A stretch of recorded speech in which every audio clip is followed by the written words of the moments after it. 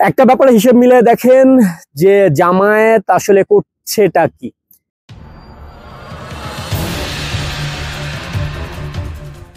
কারণ আপনি দেখছেন মানে গোলাম মোল্লা রনি গতকালকে একটা কথা বলেছে, জামায়াতের যে আচরণ, জামায়াতের যে কথাবার্তা, জামায়াতের কাছে বাংলাদেশের ব্যবসায়ী থেকে শুরু করে বিভিন্ন লোকজনের যে তদবিরের জন্য যাতায়াত, সবকিছু মিলিয়ে মানে জামায়াতের আচরণ হচ্ছে জামাত ক্ষমতায় চলে আসছে।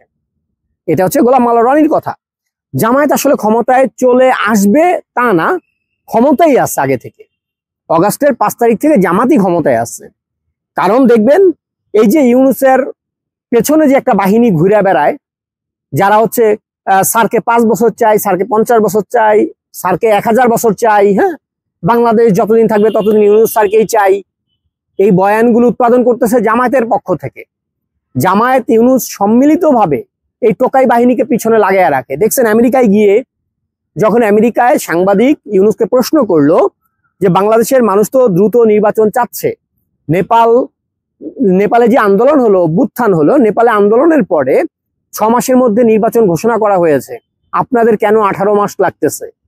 এই প্রশ্ন করার পরে ইউনূস একটা কথা বলেছে যে মানুষ দ্রুত নির্বাচন চাচ্ছে, এটা যেরকম সত্য, বাংলাদেশের বেশিরভাগ লোকই তো আবার আমাকে 5 বছর ক্ষমতায় দেখতে চায়, কেউ 10 বছর চায়, কেউ 50 বছর চায়, বাংলাদেশের মানুষ তো এটাও চায়।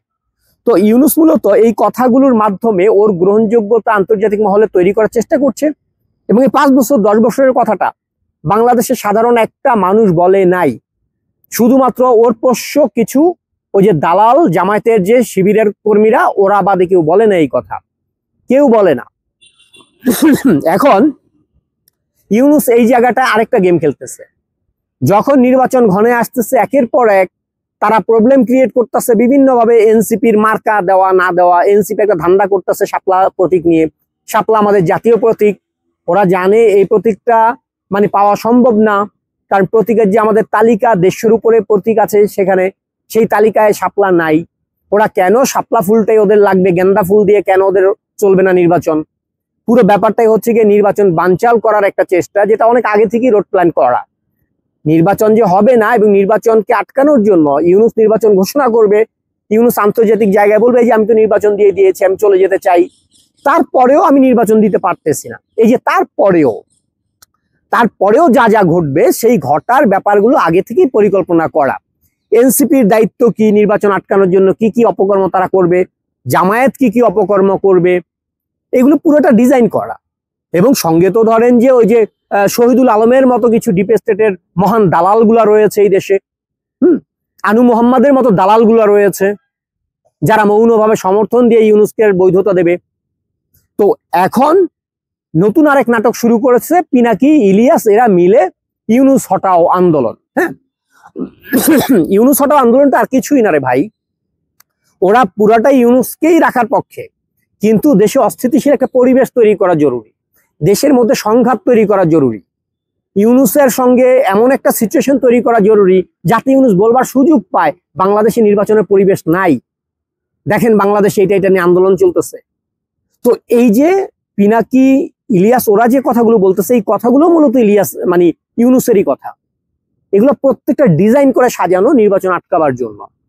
এখন এই ব্যাপারটা যখনই টের পেয়েছে বিএনপি, তখন ফখরুল ইসলাম আলমগীর যে আছে, রাজাকার পুত্রের মাথা পুরো আউলে গেছে। রাজাকার পুত্র কথা বলতেছে এখন। আপনারা দেখছেন যে ইউনূস স্যার যখন বক্তব্য দিচ্ছিল তখন আমি মেজর জিয়ার কণ্ঠ শুনতে পাচ্ছিলাম। তোর বাপ মেজর জিয়া যদি ক্ষমতায় আসে তাহলে আবার কিসের নির্বাচন বেটা? ইউনূসের ক্ষমতা রাখ, তোর বাপ তো জিয়া। ইউনূসের ভিতরে যদি তুই জিয়ারে দেখস তাহলে আবার নির্বাচন কিসের বেটা? যেখানে মনে কর যে জিয়াউর রহমান ক্ষমতায় আছে, তারে হটায় দিয়া তুই খালেদা জিয়ারে বসাইতে চাস? কোন যুক্তিতে বোকাচোদা? মানে এত তেল মাইরা। আমি সেদিন একটা পোস্ট দিছিলাম যে এই যে ফখরুল ইসলাম আলমগীর পা চাটতেছেন মানে ইউনূসের, যে তারপরও ইউনূস কোনোভাবে নির্বাচনটা দেয় নাকি, আপনাদের ক্ষমতা আনে নাকি সেই আশায়।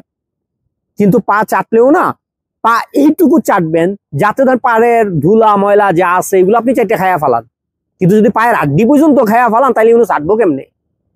হ্যাঁ, চাটার মধ্যে একটু মাত্রা রাখেন। আপনাকে চাটনের জন্য তো ইউনূস খোড়া হয়ে যাবে দুদিন পরে। নির্বাচন আপনাদের কপালে জুটবে না। জামায়াত চরমোনাই থেকে শুরু করে বাকিগুলোকে দিয়ে জোট বানাইয়া শেখ হাসিনার ফাঁসি কার্যকর হওয়া, মানে শেখ হাসিনাকে ফাঁসিতে ঝুলাবে, ঝুলাইয়া জামাত, হিজবুত, মানে তারা সবাই আইসা, পাকিস্তান সেনাপ্রধান আইসা শেখ হাসিনার পালস পরীক্ষা করে দেখবে শেখ হাসিনা মারা গেছে কিনা, তারা নিশ্চিত হবে, তারা সংবাদ সম্মেলন করে ঘোষণা দেবে যে ইয়াস ফাঁসি কার্যকর হয়েছে এবং শেখ হাসিনা মৃত। তারপরে নির্বাচন হবে। তো এই গ্যাং, এই যে এবি পার্টি, হ্যানতেন যেগুলো আছে টোকাই বাচ্চাগুলা, ওরা জানে শেখ হাসিনাকে ফাঁসি দেওয়ার ক্ষমতা এই বাংলার মাটিতে কোনো মায়ের পুতের নাই। ইউনুস তো রাজাকারের বাচ্চা, ও আরো 10 বার জন্ম নিলে শেখ হাসিনা নখ টাচ করার ক্ষমতা এই কুত্তার বাচ্চার নাই। ওরা জানে নাটক চোদাচ্ছে নির্বাচনটাকে আটকাবার জন্য, আর কিচ্ছু না রে ভাই। নির্বাচনের আশে আছেন, ওই বিএনপির মতো দল পা চাটতেছে নেরিকুত্তার মতো ইউনুসের, আখেরি কপালে কিচ্ছু জুটবে না। জামায়াত ক্ষমতায় গত মানে কি বলে 2024-এর 5ই অগস্টের পর থেকে জামাত ক্ষমতায় আছে। জামাত ইউনুস জোট ক্ষমতায় আছে।